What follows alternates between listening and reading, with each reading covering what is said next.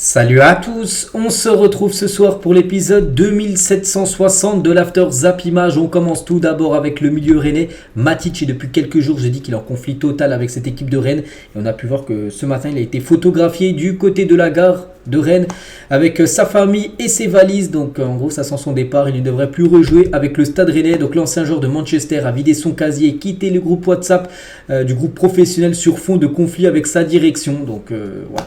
Concernant Matic, les gars, vraiment pas sûr qu'ils reviennent et qu'ils sont encore joueurs du Stade Rennais pour cette deuxième partie de saison.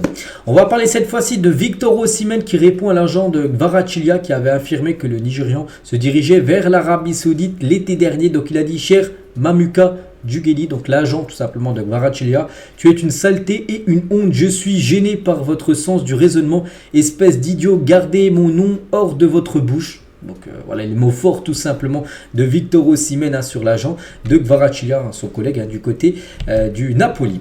On continue les gars, on va parler de Denis Bouanga. Donc Denis Bouanga il y a quelques jours, je crois que c'était hier ou avant-hier, il a fait une déclaration en gros. C'était quoi ses ambitions pour le futur? C'était de revenir en Europe et surtout en France. Il aimerait revenir en France pour se rapprocher de sa famille.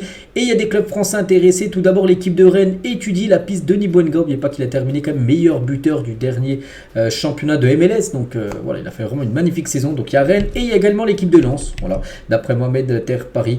Donc voilà, deux équipes françaises intéressées par Denis Bouanga. On verra, n'oubliez pas que Denis Bouanga, lui, s'il revient en France, c'est sur ce mercato hivernal, pas l'été prochain, parce que l'été prochain, on sera en plein milieu de la saison du côté de la MLS.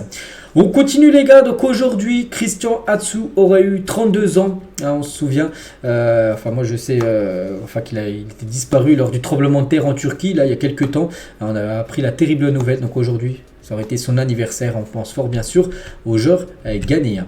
Ce soir on aura le droit de très belles affiches, donc déjà à 18h, tiens dans pas longtemps, Lazio contre l'AS Roma, coupe italienne, donc c'est un quart de finale ce soir aussi, le Real Madrid contre l'Atlético, 20h et 21h, Liverpool, Fulham et Milan, Atalanta, Bergame. Donc voilà, vous avez un gros programme football ce soir. On va parler de Malik Fofana à Lyon, here we go. Donc ce jeune joueur de 18 ans, à ce qui paraît c'est une pépite, un crack du côté de la Jupiler Pro League, la première division belge. Donc ce joueur devrait signer du côté de Lyon parce que voilà, quand Fabrizio Romano a mis ces trois mots là, here we go, vous savez ce que ça veut dire, le joueur va être transféré. Donc montant du transfert, Lyon va quand même débourser 17 millions d'euros pour un joueur de 18 ans. Donc voilà, ils l'ont déjà supervisé, c'est vrai que moi je ne l'ai jamais vu jouer, mais bon, si Lyon met une somme conséquente comme ça, c'est qu'il doit avoir un sacré talent. Donc peut-être aujourd'hui, peut-être demain, peut-être après-demain, il arrivera et ça sera officiel du côté de l'Olympique lyonnais. Radu Drakusin va signer à Tottenham pour 25 millions d'euros, c'est aussi, j'en parle depuis quelques jours, et là vraiment on arrive dans les derniers détails, dans la phase finale on peut dire de sa signature. Donc c'est un défenseur roumain et il devrait s'engager du côté des Spurs là, dans les prochaines heures. Nasser, donc le président du Paris Saint-Germain, s'est exprimé sur la probable prolongation de Warren Zaïre-Emery. Il a dit qu'il doit devenir le nouveau Steven Gerrard du club. Il doit faire toute sa vie ici, il vient d'ici, il aime le club, il aime le logo, il est grâce au club. Il est là grâce au club, c'est un garçon génial comme joueur, on n'a aucun doute sur lui, mais comme personne aussi, son éducation, sa famille, vraiment j'aime beaucoup. C'est un exemple pour les jeunes tout simplement, le jeune Warren, c'est déjà un exemple pour les jeunes alors que lui, il est toujours jeune. N'oubliez pas qu'il a seulement 17 ans et demi, voilà, si on met le et demi parce qu'il va fêter ses 18 ans le 8 mars prochain, et là normalement le 8 mars prochain, il y a déjà sa prolongation qui est prête, voilà, pour qu'il signe un contrat de 5 ans du côté du Paris Saint-Germain. Donc voilà, Nasser est vraiment très content bien sûr du crack Warren Zaïre-Emery. Ezequiel Lavezzi se serait lui-même affligé des blessures avec une paire de ciseaux lors de l'incident qui s'est produit à son domicile. On avait parlé il y a quelques semaines qu'il aurait été poignardé, tout ça, et l'enquête a avancé, et en gros c'est lui qui serait mis des coups de ciseaux tout seul. Donc Pocho est devenu très nerveux, il a commencé à entendre des voix et il pensait qu'il le cherchait ou qu'elle le poursuivait. Il a vraiment eu peur, explique la journaliste argentine Estefi Berardi. Donc il a eu tellement peur que la situation a dégénéré, il a attrapé une paire de ciseaux et a commencé à se blesser, à essayer de se blesser en se mettant des coups de ciseaux tout seul. Donc là son frère a essayé de le calmer, son frère a essayé de contrôler cette situation, et c'est là que Lavezzi a fini par être blessé à la clavicule. Voilà, il est parti à l'hôpital, tout ça, donc en gros voilà, on peut voir que ça va pas super quand même pour Lavezzi, ancien joueur de Naples, du PSG, ou même il avait joué du côté du championnat chinois. Donc on lui envoie beaucoup de force dans cette période très délicate pour Lavezzi. En 2 ans et demi, José Mourinho et son staff ont écopé quand même de 28 carton rouge, c'est énorme. Donc Mourinho il a encore pris un rouge là, lors du dernier match de l'AS Roma dimanche, c'est son 5e depuis qu'il est arrivé. Mais si on cumule aussi son staff parce qu'il y a son adjoint, parce que le Grenu il a son staff de 7-8 personnes, hein, donc en tout ça fait 28 cartons rouges qu'ils ont pris quand même depuis 2 ans et demi, c'est tout simplement énorme. Le premier enfant né en 2024 en Espagne s'appelait Kylian, donc les parents l'ont appelé ainsi en référence à Kylian Mbappé, donc voilà. Une petite info du côté de l'Espagne, les gars. Le premier bébé garçon, il s'est appelé Kylian par rapport à Kylian Mbappé. Tiens, toujours du côté de l'Espagne, du côté de Madrid, Aurélien Tchouaméni lui a dit les meilleurs footballeurs français de tous les temps, donc Zidane, Platini, et s'il continue, bien sûr, il pourrait mettre Kylian Mbappé très prochainement dans les plus grands légendes des Bleus. C'est vrai que s'il continue comme ça, Mbappé qui a déjà tout gagné, quasiment tout gagné, il manque l'Euro on va dire avec l'équipe de France, mais il a gagné la Coupe du Monde, la Ligue des Nations, mais il manque plus que l'Euro, espérons là que ça soit dans quelques mois, hein, il est déjà quasiment proche d'être meilleur buteur de l'histoire des Bleus. C'est vrai que dans le futur on dira que c'est peut-être lui le plus grand joueur de l'histoire de l'équipe de France, Kylian Mbappé. Tiens, notre Français Mike Maignan, suis-je le meilleur gardien du monde? Je ne dirais pas non, hein. Il y a beaucoup de gardiens très forts, c'est pourquoi je continue à travailler dur, cependant je ne regarde que moi-même, hein, je connais mon potentiel, et voilà, donc il dit pas oui, il dit pas non plus, donc il sait ses qualités, c'est vrai qu'il a d'énormes qualités, on sait, Mike Maignan.